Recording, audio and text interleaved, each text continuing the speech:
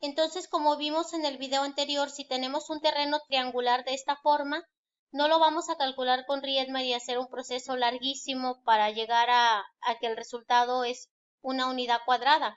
Lo vamos a hacer con la fórmula de base por altura sobre 2. En la vida real así sucedería. Sin embargo, yo ahorita les puse un área así para que ustedes se dieran cuenta que Riemann no falla, que Riemann realmente encuentra el área exacta, que sí funciona el método de calcular el límite con un número infinito de rectángulos, que sí funciona la integral para calcular áreas, que fue por lo que fue descubierta la integral. La intención de descubrir la integral fue calcular áreas que no era posible calcular por fórmulas conocidas de primaria. Entonces, para eso fue descubierta la integral. Sin embargo, ahorita en la actualidad, la integral no solamente se usa para calcular áreas, se usa para miles y miles de aplicaciones. En áreas de gestión empresarial sería en cuestiones de economía, en cuestiones de manejos de economía, manejos de ingresos, manejos de utilidad. Entonces tiene sus aplicaciones, manejo de procesos. Sin embargo, nosotros pues no nos corresponde como maestros de cálculo enseñarles tales aplicaciones. Eso le corresponde al maestro de economía o a sus maestros ya de su carrera dentro de la materia de aplicación que corresponda, vincularlo. Entonces vamos a calcular otro ejemplo. Vamos a calcular este ejercicio.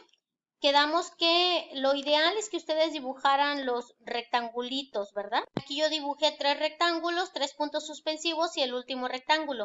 Obviamente, este sería mi rectángulo 1, mi rectángulo 2, mi rectángulo 3 y mi rectángulo n. Llegamos hasta el rectángulo n. Sabemos que aquí en la parte de abajo, esto lo vamos a considerar el eje X, ¿verdad? Le vamos a llamar el eje X. Sabemos también que lo que nos interesa es cuánto vale el X a la derecha de cada rectángulo, cuánto vale cada X a la derecha de cada rectángulo. Y para eso tomamos de referencia el inicio y tomamos en cuenta el ancho de los rectángulos, ¿ok? El inicio es en 0 porque aquí dice que empieza en 0. Si aquí empezara en 1, el inicio en el eje X sería en 1. Y luego, para el ancho de los rectángulos, acuérdense que es el valor de B menos el valor de A. Entonces sería 2 menos 0, lo que iría en la parte de arriba, dividido entre la cantidad de rectángulos que queremos, que como queremos un número infinito, lo representamos por n para no manejar ahorita el infinito y no nos ocasione problemas. Entonces es 2 sobre n. Además que no podemos sustituir el infinito porque tenemos que calcular el límite. Entonces el ancho de cada rectángulo va a ser 2 sobre n. El ancho de este rectángulo es 2 sobre n, de este es 2 sobre n, de este es 2 sobre n, y de este es 2 sobre n, y de todos los que se encuentran aquí es 2 sobre n. Entonces, la distancia que hay de 0 a esta línea es el ancho de este rectángulo, que va a ser 2 sobre n. Luego, la distancia que hay del 0 a esta línea va a ser el ancho de este rectángulo más el ancho de este rectángulo. Es decir, 2 veces 2 sobre n. Y bueno, ya sabemos que sigue, ¿no? Ya sabemos que el ancho que el x de este rectángulo que está a la derecha sería 3 veces 2 sobre n, ¿verdad? Porque estamos en el rectángulo 3. 3 veces 2 sobre n. Y en el rectángulo 4 sería 4 veces 2 sobre n. En el 5 sería 5 veces 2 sobre n. Aquí en el n va a ser n veces 2 sobre n, ¿de acuerdo? Y una vez que tenemos claro cuál es el x que está a la derecha, empezamos a hacer nuestras sumatorias de n, que dijimos que es el ancho del primer rectángulo. Vamos a calcular áreas, vamos a sumar las áreas de los rectángulos. El ancho de mi primer rectángulo es 2 sobre n, o la base, como le quieramos llamar, base o ancho. Y va a multiplicar a la altura de mi primer rectángulo, que la altura se calcula sustituyendo en la función el valor de x que está a la derecha de mi rectángulo, que el valor de x que tenemos a la derecha de mi primer rectángulo es 2 sobre n. Por lo tanto, ese es el que vamos a sustituir en la función para calcular la altura de mi primer rectángulo. Y así lo voy a hacer con los demás rectángulos. En el segundo rectángulo, el ancho del segundo rectángulo es 2 sobre n. La altura, hay que sustituir en una función f el valor de x que está a la derecha en mi segundo rectángulo. Y el valor de x que está a la derecha es 2 veces 2 sobre n. Ese es el valor de x que está a la derecha en el segundo rectángulo. Entonces sería 2 veces 2 sobre n. Y si vemos el tercer rectángulo, en el tercer rectángulo tenemos que el ancho también es 2 sobre n, porque el 2 sobre n es el ancho de todos nuestros rectángulos. Y la altura sería sustituir en la función lo que está a la derecha, el valor de x que está a la derecha en el tercer rectángulo, que es 3 veces 2 sobre n. Eso es lo que voy a sustituir en la función y es lo que voy a indicar aquí que voy a sustituir por el valor de x. 3 veces 2 sobre n. Y nos queda más, y así seguiríamos con todos los rectángulos que hay en medio, pero como no los queremos hacer todos porque es imposible, porque es un número infinito de rectángulos, entonces vamos a hacer ya el último rectángulo. El último rectángulo, el ancho del último rectángulo es 2 sobre n, al igual que todos los rectángulos. La altura sería lo que está a la derecha, que es n veces 2 sobre n. Ese es el valor de x que tenemos que sustituir en la función para calcular la altura. El valor de x que está a la derecha, que es n por 2 veces, por 2 entre n, perdón. Entonces sería, este es el valor de x que está a la derecha y que tenemos que sustituir en la función para sacar esta altura, ¿de acuerdo? Sustituir las funciones, es decir, vamos a cambiar esto que está aquí por la función, vamos a cambiar esto que tenemos aquí por la función, vamos a cambiar esto que tenemos aquí por la función y esto que tenemos aquí por la función. Lo único que va a permanecer va a ser el ancho, que es el 2 sobre n en cada una de las áreas de los rectángulos, ¿de acuerdo? Eso es lo único que va a prevalecer. Lo otro se va a cambiar por la sustitución del x que nos están indicando en la función. ¿Cuál es mi función? Mi función es esta que tenemos aquí.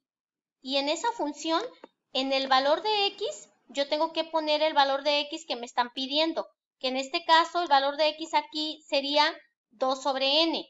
Acá el valor de x sería 2 veces 2 sobre n. Aquí el valor de x que me piden sustituir es 3 veces 2 sobre n. Y acá sería n veces 2 sobre n. ¿Ok? Esos son los valores de x que vamos a estar sustituyendo. Por lo tanto, vamos a escribir, como esto tiene dos términos, y el ejercicio que hicimos hace un rato solo tenía uno, cuando tiene dos términos yo necesito abrir un corchete, porque él va a multiplicar a dos términos, no a uno. En el ejercicio anterior no lo ocupábamos porque era un solo término, solamente era 2x, que era un solo término. Aquí sí lo ocupamos porque son dos. Entonces vamos a escribir 4, luego menos, y la x la vamos a cambiar por su valor, que el valor de x es 2 sobre n. La voy a poner dentro de un paréntesis porque esa x dentro de la función se está elevando al cuadrado, como pueden observar. Entonces, esto que representa el valor de x también se va a elevar al cuadrado. Luego cierro mi corchete y voy con el segundo rectángulo. En el segundo rectángulo prevalece 2 sobre n y todo lo que es la función va a cambiar por el valor de mi función, que es esto, que va a llevar corchete porque son dos términos. Entonces iría 4 menos el valor de x, que mi x ahora son dos cosas, es 2 por 2 sobre n. Entonces voy a poner mi x dentro de un paréntesis porque acuérdense que la x dentro de la función se está elevando al cuadrado, por eso ocupa un paréntesis. Y la x es 2 veces 2 entre n. Ese es el valor de la x en el segundo rectángulo. Cierro doble paréntesis porque abrí doble paréntesis. Abrí uno aquí y uno acá. Y entonces toda esta x se va a elevar al cuadrado, porque la función dice que la x se eleva al cuadrado.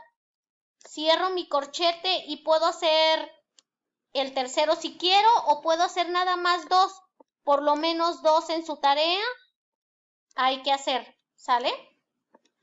Más, yo voy a irme ya al último, el 2 sobre n va a pasar y la función va a cambiar por el valor de mi función, que mi función que tengo va a decir 4, acuérdense que se ocupa corchete porque son dos términos, menos el valor de mi x, que mi x es n por 2 sobre n, es lo que me están pidiendo sustituir en f.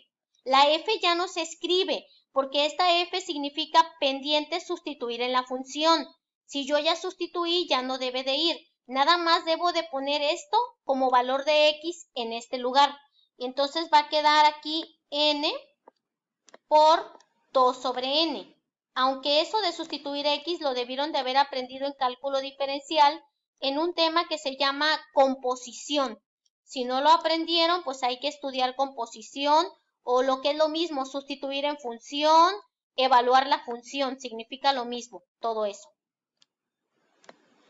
Y entonces esta x va a estar al cuadrado porque la x me la piden al cuadrado. Y luego cierro mi corchete. Una vez que termino de hacer eso, lo que debo de revisar, acuérdense, es que se repite en cada término y dónde empieza cada término y dónde termina. Debo de saber identificar términos, ¿de acuerdo? Eso es un tema de álgebra. Si no sabes identificar términos, hay que estudiar cómo se identifican términos en álgebra.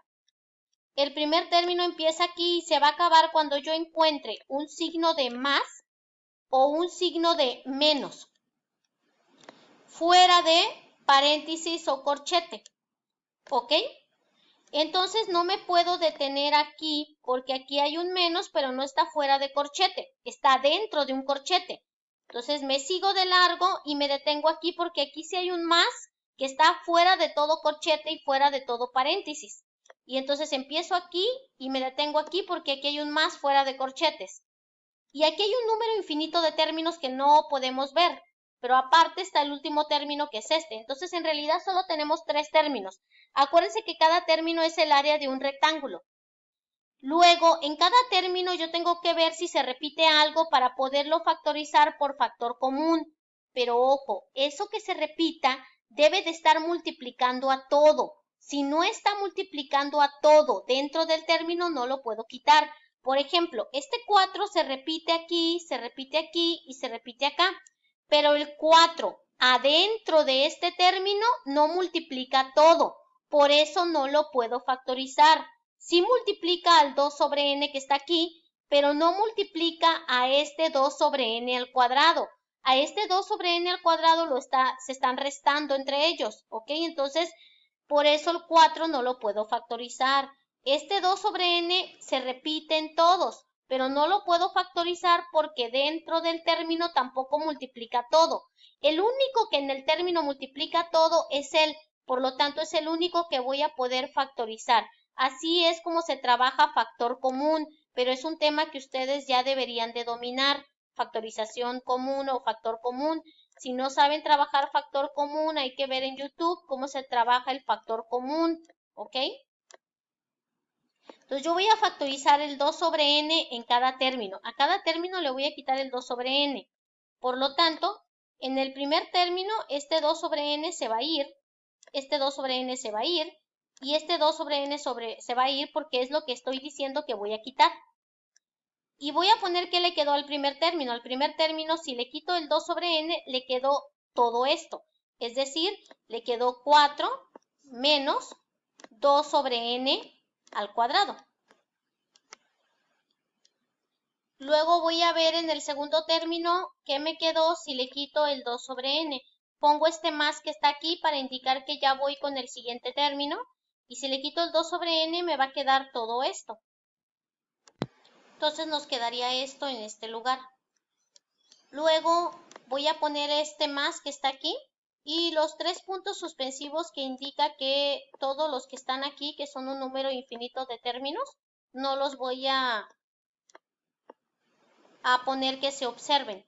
El último término, si elimino 2 sobre n, entonces me va a quedar todo lo que está aquí adentro, que sería 4 menos n, que multiplica a 2 sobre n, y estas dos cosas que son el valor de x que se había sustituido, elevadas al cuadrado. y cierro mi corchete para indicar que aquí termina mi factorización.